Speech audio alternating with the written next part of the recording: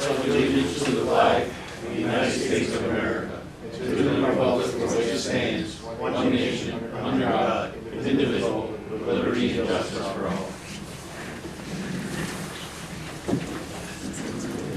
Good evening and welcome, everyone. Mr. Lattimore, would you take a roll call attendance, please? Trustee Pelkey. Here. Trustee Menard. Here. Trustee Southwick, absent. Trustee Arno. Present. Mayor LaBounty. Here. We'll open up the meeting to the public. Just want to make sure that the guidelines are followed. Individuals wishing to speak to the public must sign in, which Mr. Steve Lambert has done. Speakers must be recognized by the mayor, which I will. Speakers must step to the front of the room. Speakers must give their name, address, and organization, if any. Speakers must limit their remarks to 5 minutes. You may not yield the remaining time, if any, to another speaker. And please remember to use all decorum and nice language.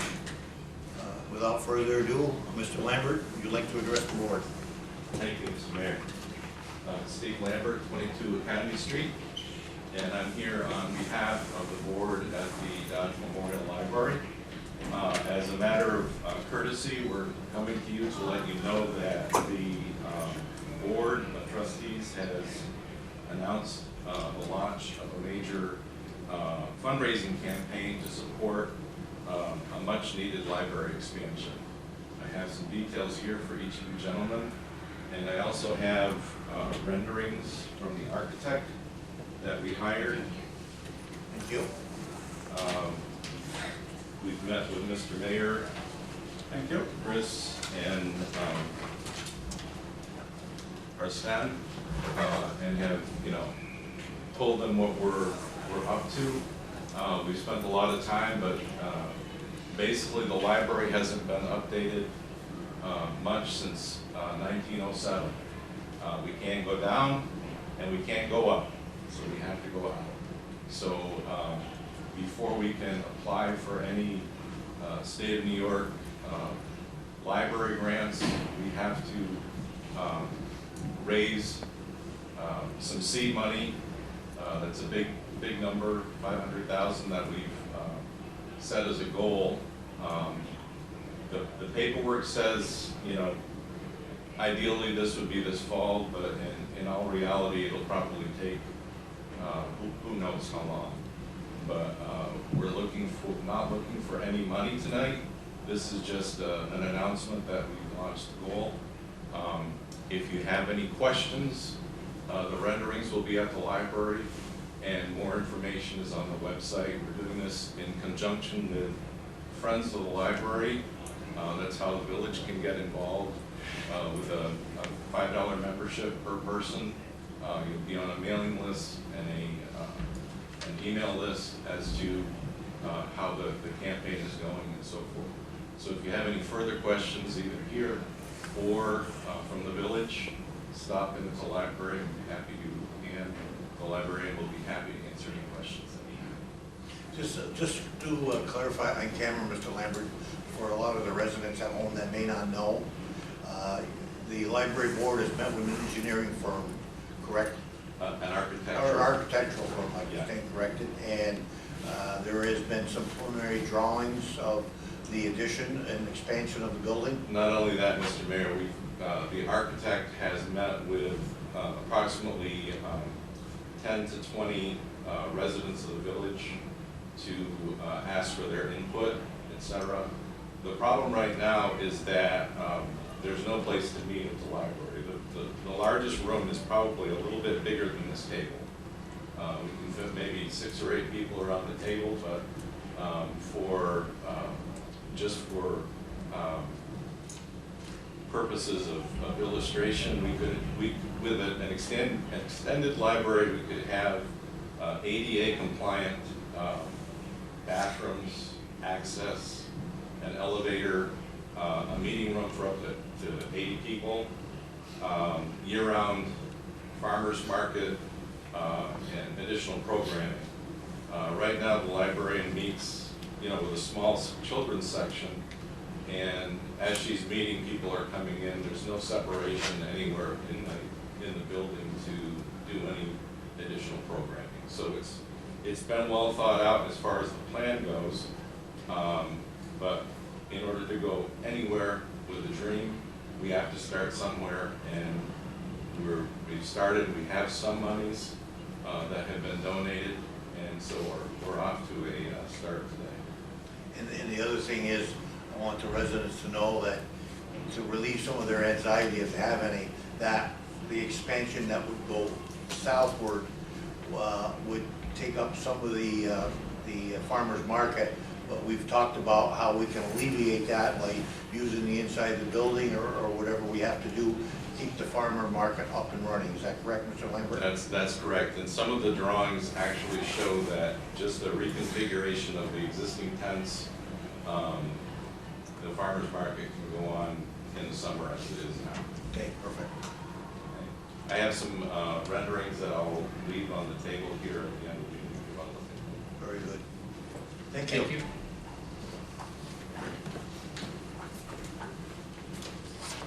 Guys.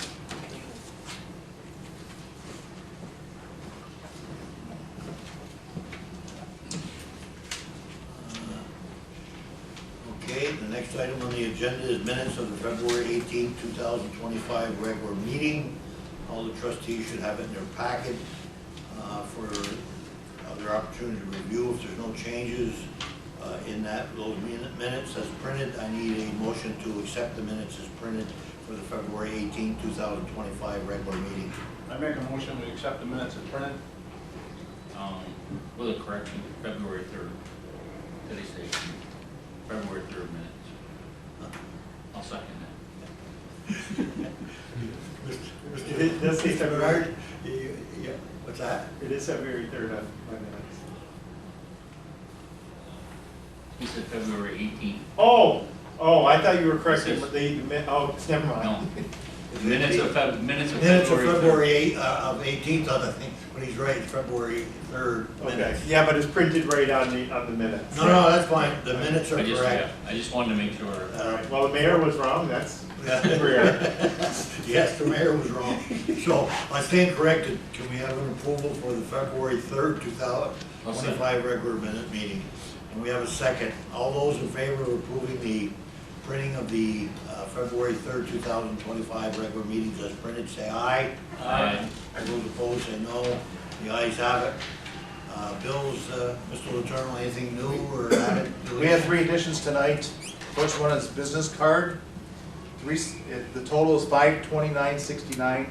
$365.49 is various parts for the sewer plant, and $164.20 is janitorial supplies.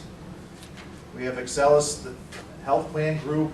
It's the March charges of $47,424.15, and the New York Power Authority January bill $75,080.83. Okay, thank you, Mr. Letourneau. Any questions or no's? If not, then I need a motion to pay those bills. Make a motion to pay the bills as amended. Second. All those in favor of paying the bills as amended, say aye. Aye. All those opposed, say no. The ayes have it, bills will be paid. Correspondence, Mr. Latchmore. I have no correspondence this evening, thank you. Okay. I have a resolution, it's 25-12. It's Village of Ross Point, New York, polling place hours, polls are in open, addresses of those nominated. Whereas the next general election for officers of the Village of Ross Point held on March 18, 2025, and whereas the Board of Trustees is required by Section 15-104, Subdivision 3B of the election law to adopt resolution designating the polling places, the hours, the polls shall be open and addresses of those nominated. Now, therefore, be it resolved that the Board of Trustees of the Village of Ross Point designates the polling place for each election district to be Halsted Hall, Ross's Point Civic Center, 39 Lake Street, Ross's Point, New York, 12979. That the hours during which the polls shall be open shall be 12 o'clock noon until 9 p.m. And that the candidates nominated for the office in accordance with the provisions of Article 15 Village Election Law are Dale Menard, Ross Point, New York, 12979, has been nominated for the office of trustee for a 2-year term. Nicholas Southwick, Rouses Point, New York, 12979, has been nominated for the office of trustee for the term of 2 years. Be it further resolved that the village clerk is hereby directed to publish the resolution in full in the Press Republican and to post a copy of the resolution at least 6 conspicuous places within the village on or before March 8th, 2025, and that a copy be placed at the polling places.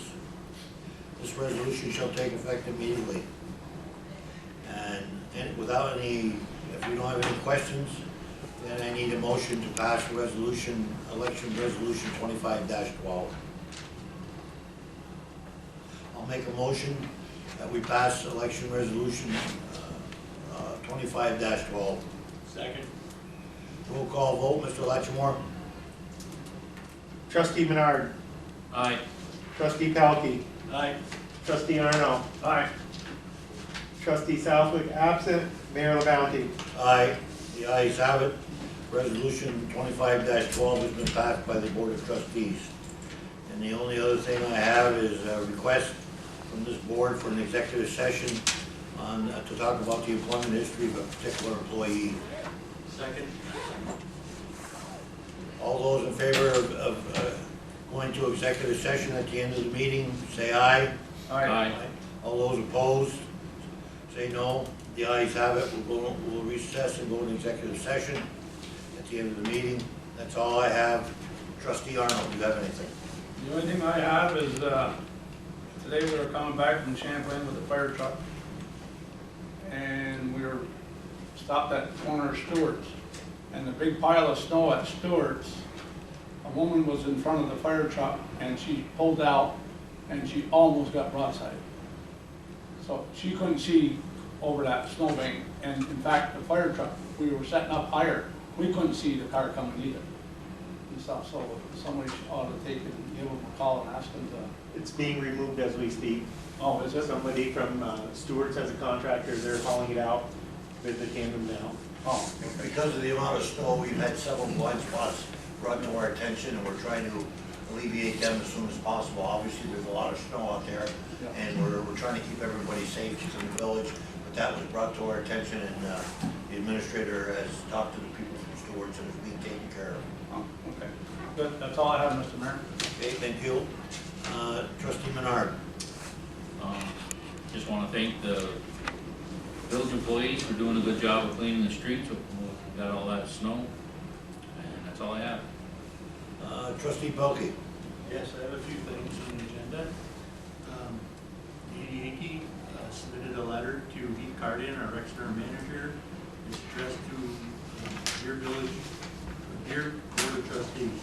Please accept this letter as a formal notice of my resignation of my position as a recreation maintenance worker at the Civic Center. My last day of employment will be May 1st, 2025.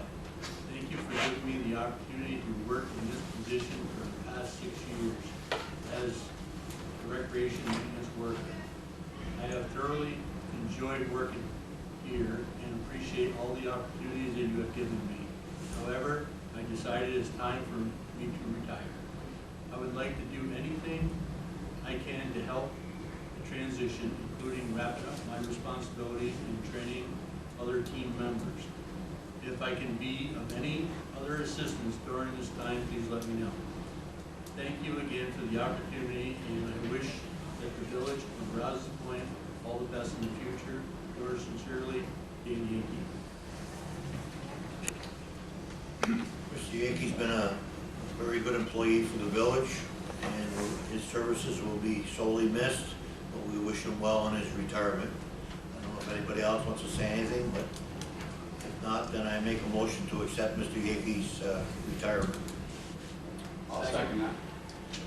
Roll call vote, Mr. Latchmore. Trustee Pelkey, Aye. trustee Menard, Aye. trustee Arno, Aye. trustee Southwick absent, Mayor LaBounty. Aye, the ayes have it. Mr. Yankee's resignation for retiring has been accepted by the Board of Trustees. Anything else, Mr. Pelkey? Yes, the second thing I have is the amount of snowfall that we received there's concern about the fire hydrants and the transformers, the green boxes that are on the side of the road. If you're out plowing, be vigilant of what's around you, because it could cause a lot of damage if you strike one of these hydrants or the transformer. And the village crew is out today. They're trying to unbury a lot of it, so they will get to it.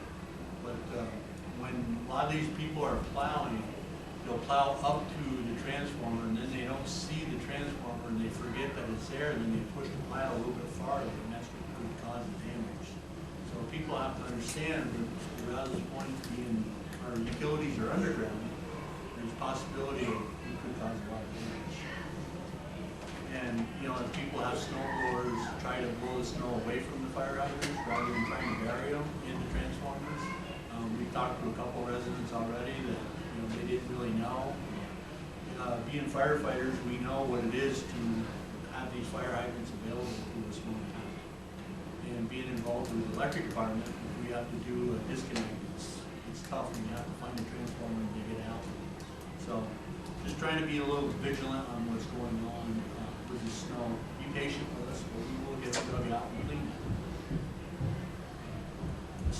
The third thing I have is Trustee Arnold and myself were at a meeting Monday night, our fire department meeting, and we got a little bit of disturbing news that kind of bothered both of us in a way. As you know, we're part of a mutual aid system that takes care of parts of Canada and Vermont, and we go assist them, and they come assist us. Lacole and St. Paul, they want to be removed from the mutual aid system.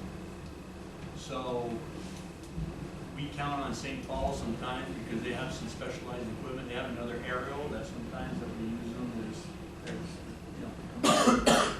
But the silver lining in this is they did reach out to Swanton Fire Department, and they want to join our municipality or our mutual aid system. So this is going to work both ways. So if they don't come over here anymore, we won't go over there. And the question that was asked was, is it because of the border? And they said no, they want to be paid. Because they're a volunteer fire service over there. Well, when they get called, they start getting paid from the time that they get called. And when they come to Rouses Point or Champlain or Moores, they don't get paid.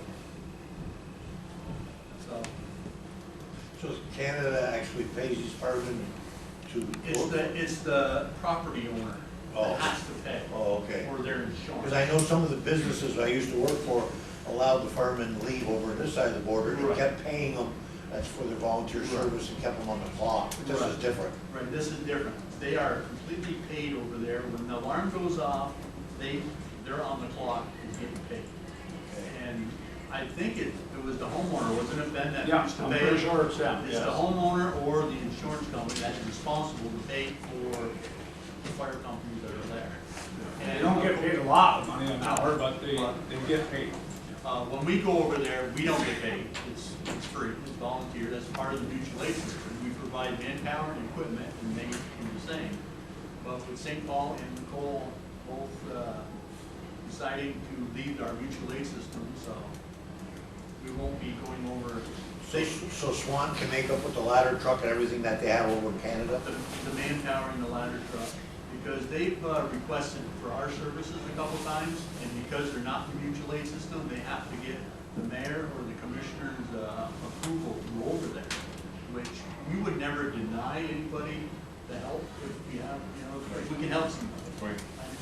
And that's one thing that I think a lot of this problem is the border also being closed, and it makes it hard for us to go back and forth. But I just wanted to bring it to the people's attention and to the board's attention that this is coming down the pipeline. But at least we haven't got a hole or a gap now. It's been fixed. No, they're looking, like I said, Swanton is looking to join our mutual aid system, so it would be it'd be good for us. Okay.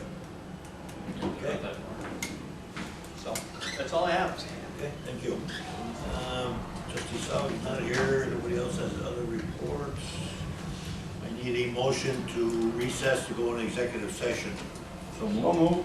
Second. All those in favor of going into executive session, say aye. Aye. All those opposed, say no. We will recess to go into executive session. All set. Back in the regular session, the board had an executive session to talk about the history of a particular, employment history of a particular employee. The board did not take any action on that employee's history at this point, so no action has been taken. So without further ado, I need a motion to adjourn this meeting. I make a motion to adjourn. Second. All those in favor of adjourning this meeting, say aye. Aye. All those opposed, say no. Thank you, gentlemen.